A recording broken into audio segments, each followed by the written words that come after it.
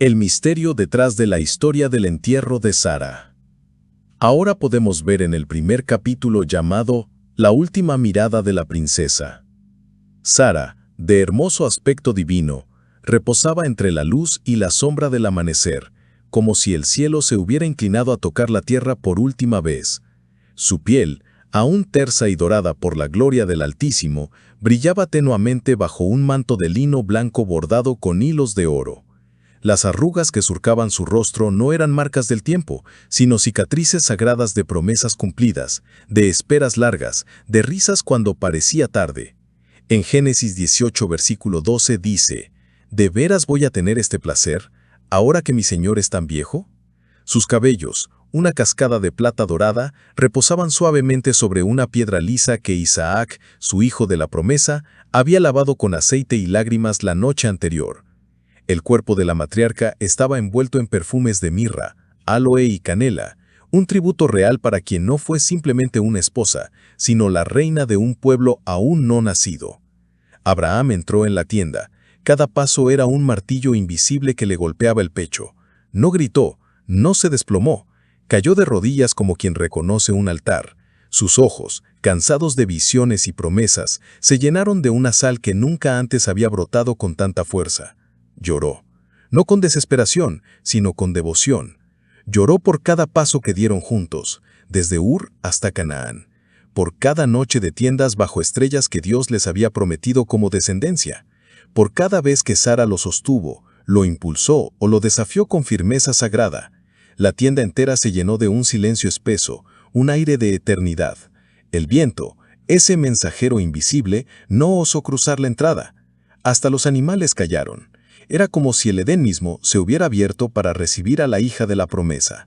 Las preguntas renovadas y empleadas son: ¿por qué Sara recibe un tratamiento narrativo tan especial al morir?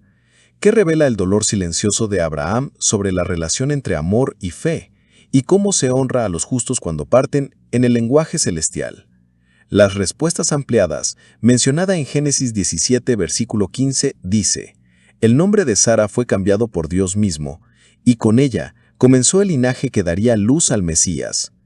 Al registrar sus 127 años, la Escritura la inmortaliza como madre fundacional. Su edad no es dato biográfico, es cifra profética. El 127 habla de plenitud, de una vida cerrada con broche de oro. Abraham no llora porque perdió fe, llora porque amó. Y quien ama, honra con lágrimas lo que el cielo concedió. En su duelo no hay rebeldía, sino reverencia. En su llanto no hay queja, sino memoria. Él, que había debatido con Dios por Sodoma, ahora calla ante el misterio de la muerte. La fe no anestesia el dolor, lo consagra. Sara no fue enterrada como extranjera, sino como embajadora celestial. Dios la llevó a Canaán no para morir, sino para reposar en la tierra que un día sería herencia perpetua. Su cuerpo sembrado en Hebrón es una semilla mesiánica. Seguidamente en el segundo capítulo llamado El patriarca ante los hijos de la tierra, Abraham, aún con los ojos enrojecidos por el llanto, se levantó, no con debilidad, sino con un fuego renovado. El dolor no lo quebraba, lo dirigía. En su corazón ardía una certeza. Sara no podía ser entregada al polvo como una sombra olvidada. Ella, madre de reyes, debía reposar en tierra prometida, tierra sellada por pacto. ¿No bastaba una tumba temporal? Se necesitaba un lugar que hablara al futuro. Entonces se dirigió a los hijos de Het, líderes y hombres ilustres de la región. Estaban reunidos en la puerta de la ciudad, el lugar donde se dictaban las decisiones judiciales y se sellaban los tratos eternos. El aire era solemne, como si la misma tierra estuviera expectante. Abraham, envuelto en una túnica tejida con hilos de lino blanco, caminó con paso firme. Aquel anciano no parecía extranjero, aunque lo dijera con humildad. Su presencia era como la sombra de un roble centenario en medio de un campo recién sembrado. Aquel que los miraba hablaba con el eco del Altísimo detrás de su voz. En Génesis capítulo 23, versículo 4, dice: aunque soy un extranjero y forastero entre ustedes, por favor véndanme un terreno para darle sepultura a mi esposa. Los hititas, impresionados por su dignidad, se levantaron en señal de respeto. Lo llamaron como dice en Génesis capítulo 23, versículo 6, príncipe poderoso entre nosotros. Reconocían en él algo que no podían explicar: autoridad sin ejército, nobleza sin corona, y sabía que no venía de escuela alguna.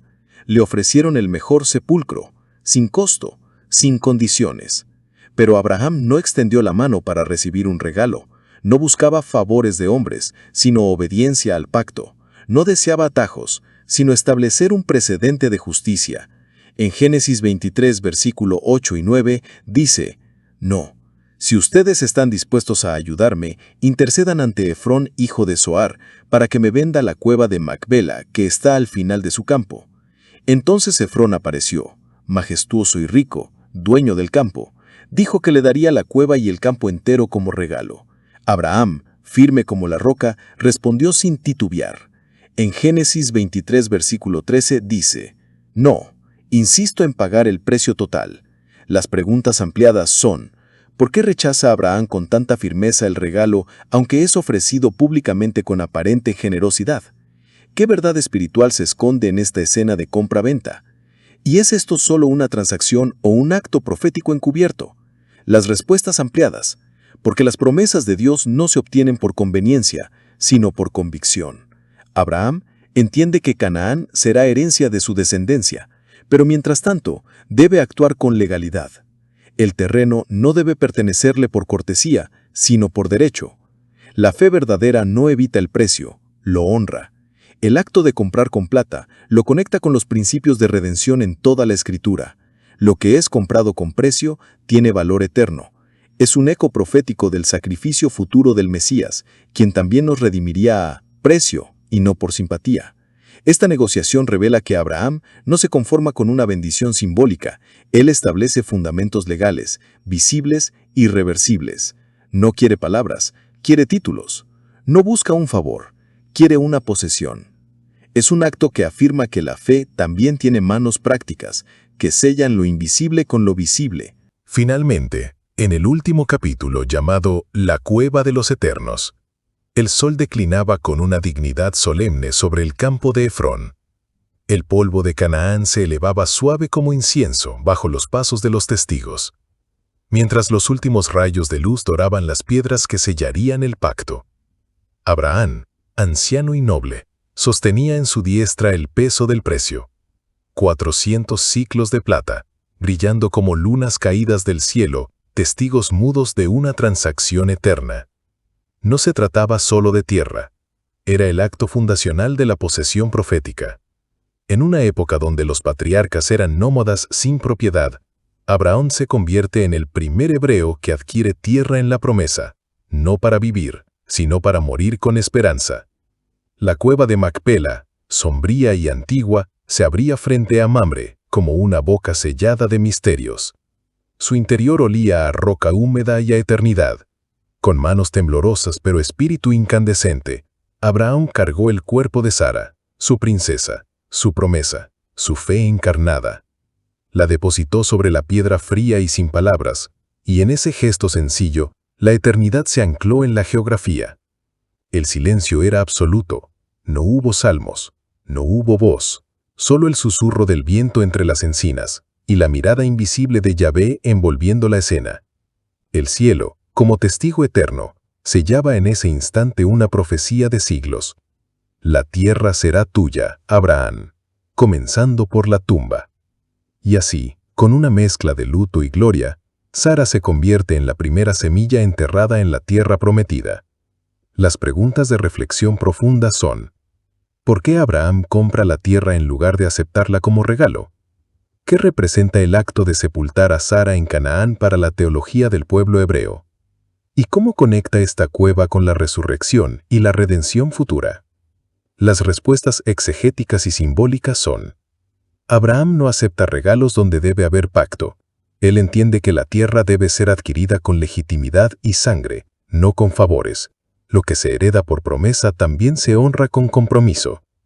Es un acto de fe tangible, paga por lo que Dios le prometió.